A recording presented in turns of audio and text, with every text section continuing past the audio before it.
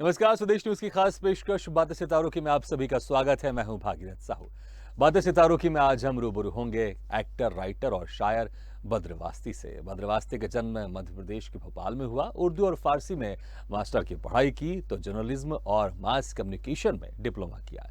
इसके बाद रंगमंच से जुड़ना हुआ और लगातार पिछले 25 सालों से रंगमंच कर रहे हैं। बद्र वास्ती आकाशवाणी और दूरदर्शन के सर्टिफाइड कलाकार भी हैं। तो फिल्म राजनीति, आरक्षण, सत्याग्रह, चक्रव्यूह में भी अभिनय किया है। तो टीवी सीरियल मुझसे चांद चाहिए, मुझे चांद चाहिए समेत कई टीवी सीरियल में भी अदाकारी की है। बद्र वास्ती ने वेब सीरीज आश्रम 2 में भी एक्टिंग की है। बद्र एक्टर के साथ राइटर भी हैं। इन्होंने रंगमंच के नाटक रजिया सुल्तान, रोटी वाली गली के लेखक भी हैं। तो आकाशवाणी और दूरदर्शन के कई नाटकों के लिए स्क्रिप्ट राइटिंग भी की है। बद्र ने बाइबल का उर्दू अनुवाद भी किया है। उसके कुछ संस्करण के उसको उर्दू अनुवाद किए हैं। इसके अलावा बद्र एक जाने माने शायर भी हैं। तो आज हम इनसे रूबरू होंगे और जानेंगे इनके अभिनय, राइटिंग और शायरी के सफर के बारे में। और इस वक्त हमारे साथ सीधे जुड़ गए हैं एक्टर, राइटर और शायर बद्र वास्ती। बद्र जी, आपका बहुत बहुत स्वागत है स्वदेश न्यूज की खास पेशकश बातें सितारों की में। बहुत शुक्रिया आपका। बद्र जी, इतने सारे आप कलाओं में आप बिल्कुल निपुण हैं। आप एक्टर भी हैं, राइटर भी हैं, डायरेक्टर भी हैं, शायर भी है। लेकिन सफ़र की शुरुआत की ये जानना चाहेंगे। जैसा कि हम जानते हैं कि आपके सफ़र की शुरुआत एज ए एक्टर हुई है, तो आखिर क्या उम्र होगी उस वक्त आपकी, और कैसे आपको लगा कि मुझे इस एक्टिंग की फील्ड में जाना चाहिए? क्योंकि आपने जो पढ़ाई की है उर्दू में, फारसी में आपने मास्टर की डिग्री ली है, तो आपने पत्रकारिता की भी आपने पढ़ाई की है, तो फिर ये एक्टिंग का जो सफ़र है ये कैसे शुरू हुआ? उस वक्त आपकी उम्र क्या थी?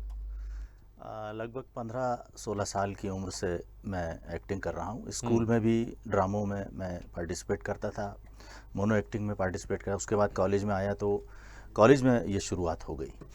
दरअसल घर का जो हमारा माहौल था वो एक अदबी माहौल था, साहित्यिक माहौल जिसे कहते हैं, जिसमें हमारे फादर भी पर्शियन के, उर्दू के और शायरी वगैरह में दिलचस्पी लेते थे। मदर हमारी ख़ास तौर से, हालांकि वो खुद शायरा नहीं थी, लेकिन वो कुछ अच्छे शायरी नोट करके अपने पास रखती थी और उसको अक्सर वो गुनगुनाया करती थी। तो मैं खामोशी से चोरी चोरी उनकी डायरी में उनका जो लेटर हेड था, पेड था, उसमें जाके पढ़ता था, देखता था।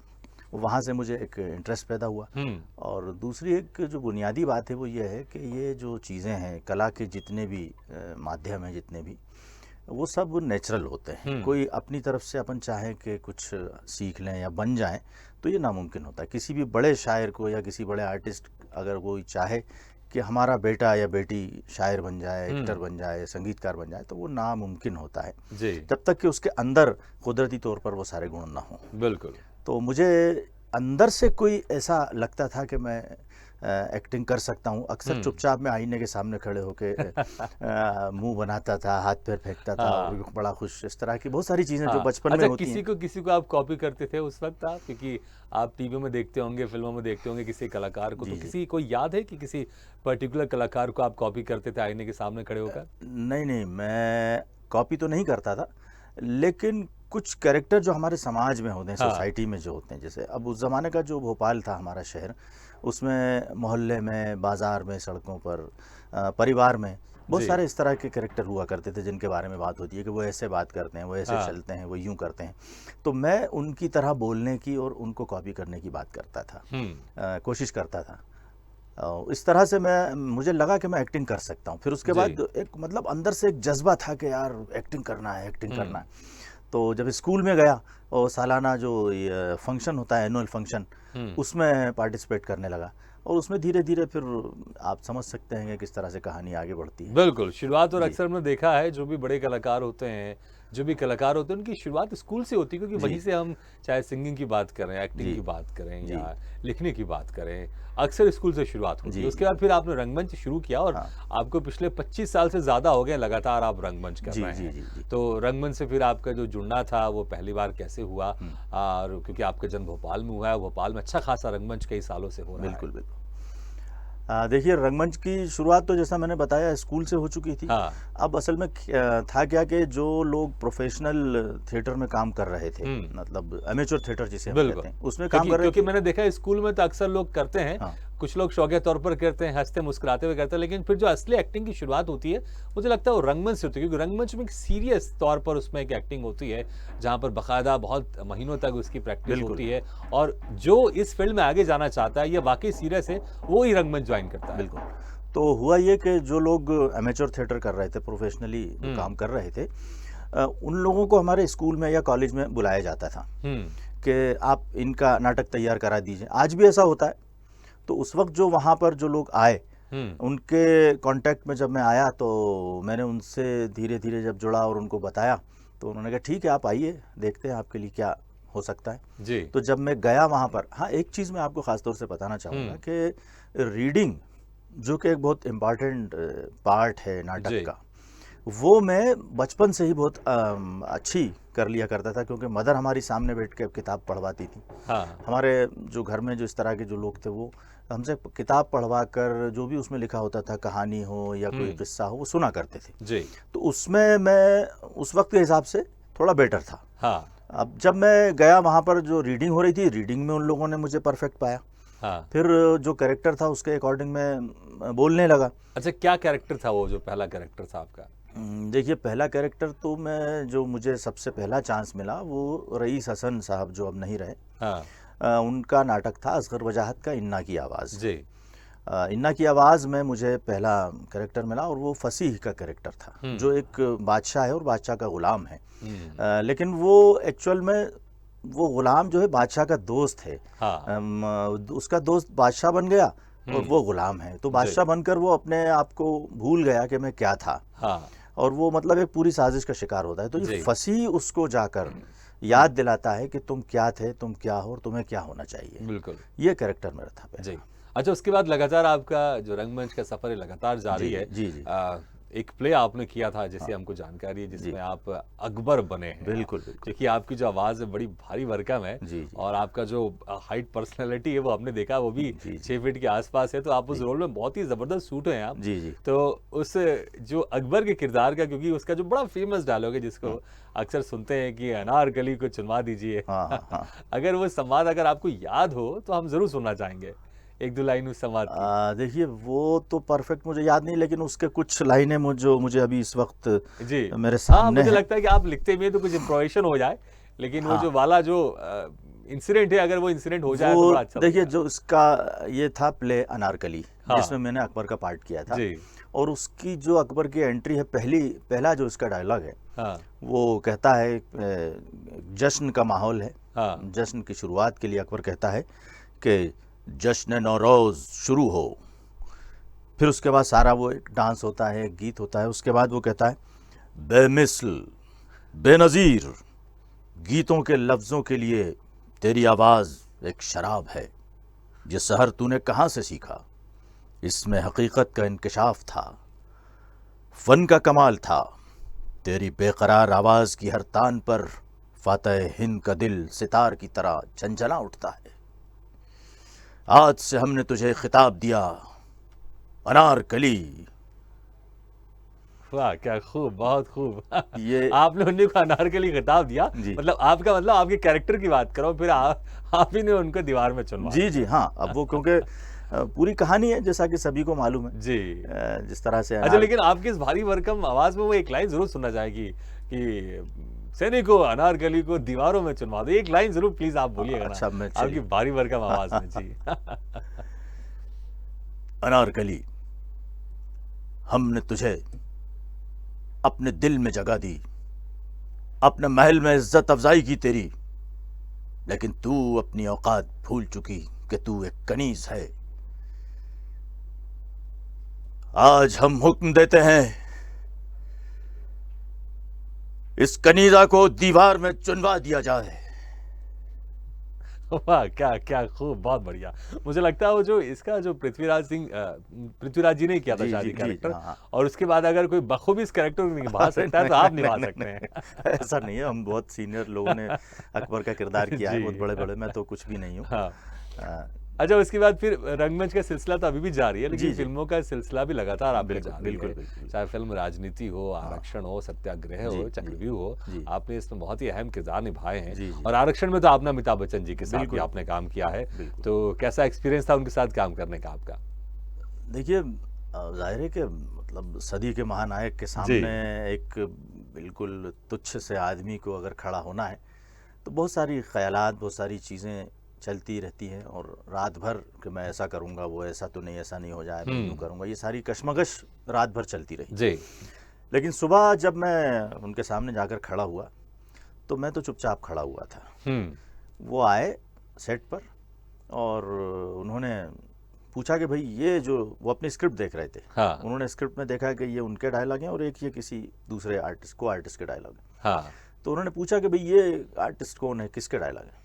तो उनके साहब वो लड़का जो खड़ा है उसके। हुँ। तो बजाय इसके कि वो किसी से बुलवाते, देखिए यहाँ से मैं जो उनसे मुतासिर हाँ। तो हूँ, मुतासिर हुआ जो उन्होंने इम्प्रेस किया, इतना बड़ा आदमी, इतना बड़ा आर्टिस्ट होने के बाद जी। उन्होंने कहा कौन है वो? उन्होंने कहा वो खड़ा है। उन्होंने कहा अरे भाई साहब, अब मैं तो अब ये उम्मीद नहीं थी कि वो मुझे इस तरह बुलाएंगे। तो मैं अपने हाँ। धुन में लगा, अपनी स्क्रिप्ट पढ़ रहा था। हाँ। तो भाई साहब, तो मुझे थोड़ा लगा कि शायद मुझसे मुखातिब, तो हाँ। जी जी आप इधर आइए। अब मैंने गया उनके सामने, हाँ। तो इस तरह का उनका जो कैरेक्टर, अच्छा डाउन टू अर्थ बिल्कुल। हाँ। तो इतना सिंपल के इतने बड़ा कलाकार होने के बावजूद वो रिहर्सल कर रहे हैं शॉट देने से पहले। कमाल की चीज़ मैंने ये देखी। हाँ। अच्छा, फिर उसको बार बार रिपीट कर रहे हैं, मतलब वो खुद तो कंफर्टेबल थे ही, हाँ। लेकिन अपने को आर्टिस्ट को भी कंफर्टेबल करना जी। चाहते थे। तो उन्होंने मेरे साथ 2-3 बार, हाँ पढ़िए, आप पढ़िए, बोलिए बोलिए, हाँ। मैं बोलूँ। तो रिहर्सल करने के बाद आप कंफर्टेबल हैं आप? मैं कहा जी सर बिल्कुल। हाँ। तो इस तरह से उन्होंने किया और कोई उनको, मुझे ऐसा नहीं लगा कि कोई गुमान, कोई घमंड इस तरह का है कि मैं इतना बड़ा आर्टिस्ट हूँ या वो। उनको जो उनका जो मेन जो उनका जो सोच थी वो ये थी कि पूरा जो फोकस था उनके कैरेक्टर पर था। जी। मैंने उनसे ये सीखा हाँ। और जिस तरह से फिर इतना इजीली वो शॉट निकल गया हाँ। कि मुझे पता ही नहीं चला और शायद 1 या 2 टेक में वो ओके हो गया था। जी। ये मुझे बहुत याद रहेगा हमेशा से इस तरह से। बिल्कुल, इसलिए कहते हैं कि सिर्फ कोई बड़ा एक्टर सिर्फ अपने काम की वजह से नहीं बनता, जी, जी। अपने नेचर की वजह से भी बिल्कुल, बनता है। बिल्कुल, बिल्कुल। क्योंकि अक्सर हमने देखा है बहुत सारे ऐसे बड़े-बड़े कलाकार हैं, हाँ। अपने बिहेवियर के कारण बिल्कुल, वो अर्श से फर्श पर भी आए हैं। हाँ। बहुत सारे कलाकारों को मेरा हमने देखा है। असल में बहुत सारे बड़े लोगों के साथ अक्सर कांटेक्ट होता है, चाहे वो शायरी की दुनिया के हों, संगीत की दुनिया के हों। जी। इंटरव्यूज करने भी कभी जाता हूँ हाँ। या एक्टिंग में, जैसा कि आपने देखा। जी। इसके अलावा शायरी में भी बड़े बड़े दुनिया के बड़े हाँ। शायरों के साथ मेरी बातचीत हुई। तो सबके साथ मैंने जो एक चीज़ देखी वो ये थी कि अगर कोई बड़ा है तो वो बड़ा क्यों है? उसके अंदर कुछ ना कुछ एक ऐसी खासियत होती है जो कि हम अपने तौर पे किसी के बारे में एक इमेज बना लेते हैं कि वो इतना बड़ा है तो ऐसा होगा, वैसा होगा। ऐसा जी। कुछ भी नहीं है। वो भी एक नॉर्मल आदमी है, हाँ। इंसान तो वो भी है, और उनके अंदर कोई एक खूबी ऐसी होती है जो कि उनसे अगर आप सीखने का जज्बा रखते हैं, आप सीखना चाहते हैं, जी। तो आप ज़रूर उनसे बहुत कुछ सीख सकते हैं। बिल्कुल। अच्छा, बहुत सारी चीज़ें हैं आपके जी। जो एक्टिंग वाले काम है उसको लेकर, तो बहुत सारी हम बातचीत कर सकते हैं क्योंकि जी। वेब सीरीज़ भी आपने की आश्रम जी, 2, जी। लेकिन आप लिखते भी हैं और आप शायर भी हैं, हाँ, जी। क्योंकि इतने सारे विधा में आप निपुण जी। हैं। तो इसलिए हम अब जो लिखने की बात करते हैं, क्योंकि ऐसे आपने कई नाटक को आपने लिखा भी है। जी, जी। जो रज़िया सुल्तान है, रोटी वाली गली, नाम ही बड़ा इंटरेस्टिंग है जी, ये, जी। इसको आपने लिखा भी है। जी। तो थोड़ा-सा हम जानना चाहेंगे कि शुरुआत जब से आपने एक्टिंग की तभी से आपने लिखना शुरू कर दिया था, हाँ, या फिर आगे चलकर फिर आपको लगा कि मैं लिख सकता हूँ, मुझे लिखना चाहिए? देखिए, ज़रूरत जो है वो आविष्कार की जननी है, ये तो आप जानते हैं। तो स्कूल के ज़माने में क्या होता था कि स्कूल के लिए या बच्चों के लिए आमतौर पर नाटक मिलते नहीं थे इतनी आसानी से, अगर है भी तो हमको नहीं मिलते थे। जी। तो जब हमने स्कूल में प्ले करना चाहा, तो अब वो बड़े भारी भरकम प्ले हमको मिल रहे हैं और बड़े लेंदी प्ले मिल रहे हैं जिसको कि शॉर्ट करना या स्टेज पे करना स्कूल के हिसाब से बड़ा मुश्किल है। अब हमारे जो टीचर्स थे उन्होंने तो कह दिया कि आपको प्ले करना है, प्ले तैयार कर लो, एनुअल फंक्शन में तुम्हें प्ले करना है, अपनी टीम तैयार कर लो। तो अब हमारे सामने समस्या ये आई कि हम कहाँ का प्ले, कौन सा, उस वक्त इतनी नॉलेज भी नहीं थी, पढ़ा भी नहीं था कि हम कोई आसानी से कोई प्ले उठा लाते। जी। तो फिर अपने आप में ये सोचा कि यार हम खुद क्यों न लिखें अपने, जैसा भी, उल्टा सीधा, गलत सही, हाँ तो स्कूल में ही मैंने प्ले लिखने की शुरुआत की थी। एक 15-20 मिनट का जी एक कॉमेडी बिल्कुल। टाइप। और वो जो स्कूल की शुरुआत थी फिर आगे जाके ऐसी बढ़ती गई कि आपने आकाशवाणी के जो नाटक होते हैं उसके आपने जी कई सारे एपिसोड जी जी लिखे जी हैं। जी बिल्कुल। हवा महल जो बड़ा ही हवा फेमस रहा हवा है, महल। एपिसोड लिखे हैं। फिर आपने दूरदर्शन के लिए भी लिखे हैं, आपने थिएटर के लिए तो लिखा ही आपने, और जी लगातार ये लिखने का सिलसिला भी लगातार बिल्कुल जारी है बिल्कुल आपका। जारी है। और एक और जो अहम चीज़ है जी वो है आप बहुत ये लाजवाब आप शायर भी हैं। जी तो फिर ये शायरी का सफ़र, हालांकि आपने जिक्र किया है शुरू में कि हाँ आपकी जो माता जी थी जब लिखती थी डायरी में तो आप उसको पढ़ते थे, तो इसका सफ़र भी एज ए शायर का सफ़र भी बचपन से शुरू हो गया था एज ए एक्टिंग के साथ? हाँ, ये इत्तेफाक रहा कि एक्टिंग और शायरी मेरी लगभग हाँ साथ साथ ही शुरू हुई है। जी इधर एक्टिंग और इधर, अच्छा, क्योंकि वो वजह ये थी कि जो हमारे जिनके पास हम नाटक करने जाते थे, सीखने हाँ जाते थे, वो राइटर थे, खुद डायरेक्टर थे और इत्तेफाक से वो शायर भी थे। तो उनके साथ बैठकर हम देखते थे तो हमें लगा कि यार हम भी ऐसा कुछ करें कि खुद अपना नाटक लिखें, शायरी लिखें और डायरेक्शन भी खुद करें। जी ये तमाम चीज़ें कुछ लोगों से इंस्पायर होकर, कुछ अपने अंदर की जो शौक़ था जिसे कहते हैं, हाँ वो तमाम चीज़ें मिलकर एक यहाँ तक पहुँच गया मैं। जी। जी तो पहला जो आपने मुशायरा कहते हैं, जब सबके बीच में मुशायरा ही कहते हैं, जी, मुशायरा। तो जो पहला जो आपका मुशायरा था ये कौन सी उम्र में किया था आपने, और आपको कुछ याद है कि आपने क्या अपनी लिखी चीज आपने उस मुशायरे में बोली थी, या जी फिर आपने किसी दूसरे बड़े शायर की नहीं, आपने आपने शायरी आपने कही थी, देखिए, और उम्र क्या थी उस वक्त? हाँ, वही 16, 17, 18 साल की जी उम्र रही होगी। और शुरू से मेरी कोशिश ये रही है हाँ कि मैं अपना लिखा हुआ ही पढ़ूँ, हाँ दूसरे वाह शायरों का लिखा हुआ कभी नहीं। हम्म क्योंकि अगर आपकी एक बार आदत बन जाए हाँ किसी का लिखा हुआ पढ़ने की, हाँ तो वो फिर हमेशा आपको एक कंफर्टेबल जोन मिल जाता है कि बिल्कुल। अरे ये यार हम मैंने पढ़ते पूछा हैं। इसलिए क्योंकि जब आपने कहा ना आपकी लिखी हुई, जी तो डेफिनेटली आपको याद होगा, तो हम जरूर सुनना चाहेंगे कि जी 16 साल की उम्र में जब आप पहला जी मुशायरा आपने अटेंड किया था, उस वक्त जी। आपने जो आपकी लिखी हुई शायरी कौन सी थी वो हम सुनना चाहेंगे, क्योंकि बहुत पुरानी बात है। हाँ, बात तो पुरानी है, लेकिन मैं कुछ अगर याद आता है तो आपको एक मतला गज़ल का, बिल्कुल बिल्कुल जरूर सुनना चाहेंगे। गज़ल का जो मतला ये होता है, तो ऊपर की 2 पंक्तियाँ जो जी, होती हैं वो, जिसको हम गाने में मुखड़ा कहते हैं, हाँ, मुखड़ा कह सकते उसी हैं से आप। मिला जुला जी, कुछ उसी कह से सकते मुड़ा। हैं। वो था कि बुरा होकर भी वो अच्छा बहुत है, हम्म, बुरा होकर भी वो अच्छा बहुत है, वो जैसा है नहीं बनता बहुत है। वाह, ये इस तरह का था। बहुत खूब और बहुत जी, खूब बहुत खूब। शुक्रिया। कुछ और उस वक्त की यादें, या क्योंकि अब क्या दिल दिल अब आप कहते हैं ना कि दिल में एक स्पार्क जग गया है, हाँ, अब क्योंकि आपने जो तो खूबसूरत लाइन बोली जी, आपने, तो जरा एक आध और सुनना चाहेंगे अब तो खैर आपकी मनपसंद। हाँ पसंद मैं बहुत, मतलब ये कि काफ़ी लिख जी चुका हूँ। मेरी बुक भी पब्लिश हो चुकी है मध्य प्रदेश उर्दू एकेडमी से, क्या बात है, जिसका नाम है तो मैं कहाँ हूँ। वाह उसका नाम टाइटल है, और उस टाइटल पे जो एक गज़ल जो है वो मैं आपको सुनाता हूँ बिल्कुल कि जरूर। तुम्हारे दिल में तो गम बसा है तो मैं कहाँ हूँ, वाह तुम्हारे दिल में तो गम बसा है तो मैं कहाँ हूँ, ये मैं नहीं कोई दूसरा है तो मैं कहाँ हूँ, वाह, ये मैं नहीं कोई दूसरा है तो मैं कहाँ हूँ, और किसी ने देखा तो क्या कहेगा तुम ही बताओ, किसी ने देखा तो क्या कहेगा तुम ही बताओ, तुम ही बताओ, तुम्हारे हाथों में आईना है तो मैं कहाँ हूँ, बहुत खूब तुम्हारे हाथों में आईना है तो मैं कहाँ हूँ। इस तरह के हैं, और बहुत खूब। आप अगर कहेंगे तो फिर मैं नहीं बिल्कुल बिल्कुल, एक हम जरूर जी सुनना जी जी, चाहेंगे, मैं क्योंकि एक नज़्म आप आपको ज़रूर जी यहाँ सुनाऊंगा मैं। बिल्कुल बिल्कुल सुनना चाहेंगे। और देखिए, एक गज़ल है, हाँ गज़ल का मतला है कि तुमसे मिलने आना है तो मैं क्या पहनूं सोच रहा हूँ। वाह बिल्कुल। अच्छा, इसमें ज़रूर मैं जोड़ना चाहूँगा जी कि आज की जो जनरेशन है खासकर, हाँ इसमें बहुत ध्यान देती है। अगर किसी से मिलने जाना है जो खास अपने जिससे वो मोहब्बत करते हैं, तो वो कई दिनों से सोचते हैं कि मुझे क्या पहन के जाना है, कि पहली बार क्या पहन कर जाऊं कि सामने वाला इंप्रेस हो जाए। ये और मुझे लगता है कि अब आप जो सुनाएंगे, जी, मुझे लगता है कि उसमें वो चीज़ें देखते हैं कि आपने उसमें क्या लिखा है। ये सब हमारी हमारी हर एक की प्रॉब्लम है, जाने जी से पहले चाहे कोई कहे या ना कहे, लेकिन एकदम दिल में क्या पहने यार आज, जैसे कि घर की औरतों को होता है कि क्या जी बनाए आज, बिल्कुल वो उस बिल्कुल तरह से हमारे साथ होता है। जी तो मतलब यूँ है कि तुमसे मिलने आना है तो मैं क्या पहनूं सोच रहा हूँ, तो मैं क्या पहनूं सोच रहा हूँ, फ़ोन पे तुमसे पूछूं या फिर आईना देखूं सोच रहा हूँ, वाह फ़ोन पे तुमसे पूछूं या फिर आईना देखूं सोच रहा हूँ। अब एक ये शेर ख़ास तौर से मैं यहाँ सुनाना चाहता हूँ, जी जो पहले कहा जाता था कि दीवारों के कान होते हैं, हाँ, लेकिन आज जगह जगह सीसीटीवी कैमरा लगे हुए हैं। अब कान नहीं, अब हाँ। सिर्फ कान नहीं, अब आंख भी है। देखिए आप, वो आपकी बात इस शेर में आ रही है कि मैं क्या क्या पहनूं सोच रहा हूँ। दीवारों के कान सुने थे, अब खंभों की आंखें हैं। वाह, दीवारों के कान सुने थे, अब खंभों की आंखें हैं। किस कोने में तुमको तन्हा बैठ के सोचूं, सोच रहा हूँ। वाह, किस कोने में, अब कोई कोना बचा नहीं, किस कोने में तुमको तन्हा बैठ के सोचूं, सोच रहा हूँ। और ये भी शेर के मोबाइल का डाटा कम तो इंटरनेट के सिग्नल वीक। वाह, वाह, ये भी प्रॉब्लम है हमारी।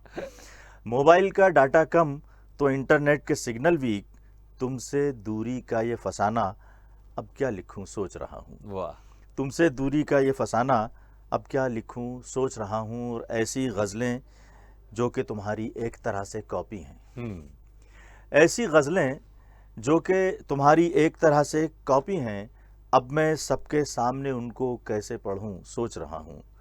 अब मैं सबके सामने उनको कैसे पढ़ूं, सोच रहा हूँ। इस तरह की बहुत शायरी खूब, है जी। बहुत बहुत खूब, बहुत बहुत ही ज़बरदस्त। और आपने आज की जो जनरेशन है जो जी, इन जी। समस्या से जूझ रही है, आपने उसको बड़ा ज़बरदस्त शामिल किया। हाँ, अच्छा हाँ। जी, बद्री जी, मैं एक और ज़िक्र करना चाहूँगा ज़रूर, ज़रूर। क्योंकि जो बाइबल है, आपने उसके कुछ संस्करण का आपने हाँ, उर्दू जी, अनुवाद जी, भी जी, किया, तो जी। वाक़ई बड़ा चैलेंज होगा कि बिल्कुल, किसी एक दूसरे पवित्र धर्म ग्रंथ की बिल्कुल, किताबों को बिल्कुल। आप उसको उर्दू में अनुवाद करना, जी, तो जी, बड़ा चैलेंज होगा। जी। तो जब ये आपको काम मिला तो उस वक़्त ज़हन में क्या था और फिर कैसे आपने इस जो टास्क था उसको पूरा किया आपने? देखिए ये उर्दू तो बचपन से हमें सिखाई जी। गई, हमारे घर का माहौल था। हुँ, तो उर्दू में मैं परफेक्ट बचपन से ही रहा हूँ। हाँ। और खैर परफेक्शन का दावा जी, तो नहीं है, हाँ। लेकिन नहीं, ठीक लेकिन उसमें ठीक ये ठाक है। ध्यान रखना पड़ता होगा कि जो उनके द्वारा कही गई बातें हैं, हुँ।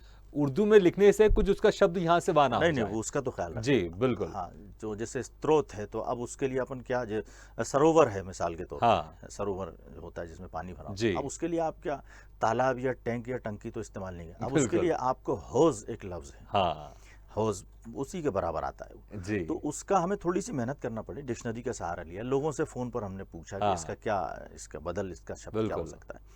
तो मैं असल में ये चीज़ें सब शौक पर डिपेंड करती हैं, हाँ, आपका इंटरेस्ट कितना है किसी चीज़ में। जी। जब तक कि आप अपने काम से, चाहे कोई भी काम हो, उससे हाँ, अगर आप इश्क नहीं करेंगे तो आप कुछ भी नहीं कर क्या सकते, ये बात मेरा मानना है। तो ये जितना भी जो भी मैं करता हूँ, हाँ, जितने भी सारे आपने बताया, एक्टिंग है, शायरी है, हाँ। राइटिंग है, थिएटर है, हुँ। ये सब मेरा इश्क है इनसे।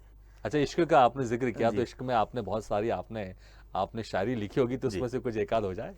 एक लंबी नज़्म है, अगर आप कहें तो सुना बिल्कुल, देता हूँ ज़रूर, मैं। ज़रूर, जी। ज़रूर। अक्सर जैसा कि आप भी मुझसे पूछ रहे हैं, इस जी। तरह बहुत सारे लोग पूछते हैं कि हुँ। कब से लिख रहे हो, क्या लिख रहे हो, हाँ, क्यों लिख रहे हो? तो वहाँ से एक नज़्म का एक सब्जेक्ट मुझे मिला, जी, वो मैं आपको सुनाता हूँ, प्लीज़। आप भी एंजॉय कीजिए। उसका उन्वान यानी शीर्षक है, हाँ, ये सब कुछ जानकर तुम क्या करोगे? वाह! ये सब कुछ जानकर तुम क्या करोगे? मैं क्यों लिखता हूँ, क्या लिखता हूँ, कब से लिख रहा हूँ मैं? मैं क्यों लिखता हूँ, क्या लिखता हूँ, कब से लिख रहा हूँ मैं? ये सब कुछ जानकर तुम क्या करोगे? ये सब कुछ जानकर तुम क्या करोगे? मेरे अशार में अक्सर ये किसका ज़िक्र होता है? शबें सोकर गुज़रती हैं कि बस आँखों में कटती हैं। मुझे तन्हाई भाती है कि महफ़िल अच्छी लगती है। वो महफ़िल किसकी महफ़िल है? ये सब कुछ जानकर तुम क्या करोगे? कोई जब शेर सुनाने की कभी फ़रमाइश करता है, मैं अक्सर टाल देता हूँ, कभी पीछा छुड़ाता हूँ, तो पीछा क्यों छुड़ाता हूँ? ये सब कुछ जानकर तुम क्या करोगे? वाह! मुझे मिलना था जिससे मैं मिला हूँ या नहीं उससे, हुँ, मुझे मिलना था जिससे मैं मिला हूँ या नहीं उससे, वो जिसके ख्वाब देखे थे, वो जिसको दोस्त समझा था, कहाँ है वो बताओ ना कि मुझको किससे मिलना था? ये सब कुछ जानकर तुम क्या करोगे? वाह!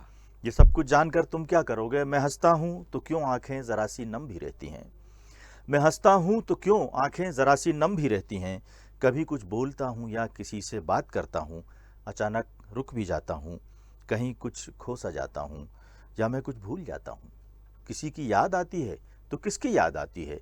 ये सब कुछ जानकर तुम क्या वाह! करोगे? बहुत बढ़िया। ये बद्र जी, सब मैं आपके यहाँ जी, टोकना चाहूँगा क्योंकि समय कम है, हाँ, लेकिन क्योंकि अभी ये है कि तुम क्या करोगे? हाँ, मैं चाहता हूँ बहुत सारे जो हमारे दर्शक हैं, जी, वो अपने प्यार का इज़हार भी करना हाँ, चाहते होंगे, हाँ, हाँ, ज़रूर। लेकिन उनके पास वो शब्द और वो शायरी नहीं मिल पाती होगी। जी। तो अगर आप इज़हार को लेकर अगर आप कोई एक शायरी कह दें, तो मुझे लगता है हमारे दर्शक उसको वापस पीछे जाके ज़रूर उसको सुनेंगे और याद भी करेंगे। तो कोई आप ऐसा कुछ इज़हार वाला कोई अगर आपने लिखा हो, तो वो ज़रूर हम सुनना चाहेंगे। मैं आपको अपनी शायरी में से इजहार के लिए, देखिए यह है कि एक मतला उसके साथ सुनना पड़ेगा आपको। जी बिल्कुल बिल्कुल बिल्कुल। यूं है कि चांद छुप जाएगा, हम्म। हम चले जाएंगे, देखो सोचो नहीं तुम अभी बोल दो। वाह। चांद छुप जाएगा, हम चले जाएंगे, देखो सोचो नहीं तुम अभी बोल दो। हम मुसाफिर सही, अरे गैरे नहीं, हम पे कर लो यकीन, तुम अभी बोल दो। वाह। ये इसका शेर था कि तुमने कल रात भी हाँ। कल पे टाला हमें, आज भी कल की रटो लगाए हुए। हम्म। तुमने कल रात भी कल पे टाला हमें, आज भी कल की रटो लगाए हुए, आज भी कल की रटो लगाए हुए। पल भी अपना नहीं, किसने देखा है कल, हम कहीं तुम अभी बोल दो। वाह बहुत बढ़िया। पल भी अपना नहीं, किसने देखा है कल, हम कहीं तुम अभी बोल दो। अभी बोल दो, तुम बहुत अभी बोल बढ़िया। दो। बहुत ये, खूब। जी जी बद्री जी, मन नहीं कर रहा है, ऐसा लग रहा है जी कि जी आपसे हम और शायरी सुनते रहें जी जी जी और आपसे और बातें करते हैं, लेकिन समय की बंदिशें हैं, तो जी। आपसे हमें इजाज़त लेना पड़ेगा। लेकिन अच्छा बहुत बहुत शुक्रिया, जी जी समय निकाल कर आपने हमारे इस कार्यक्रम में शिरकत किया। बहुत जी, बहुत शुक्रिया। मैं बहुत शुक्रगुजार हूँ आपसे, बहुत शुक्रिया। तो बातें सितारों की में आज हम रूबरू हुए अभिनेता, राइटर और शायर बद्रवास्ती से। अगले बार हम फिर किसी शख्सियत से मुलाकात करेंगे, तब तक लीजिए इजाजत। लेकिन खबरों का सिलसिला लगातार जारी है, आप देखते रहिए स्वदेश न्यूज, सबसे पहले देश।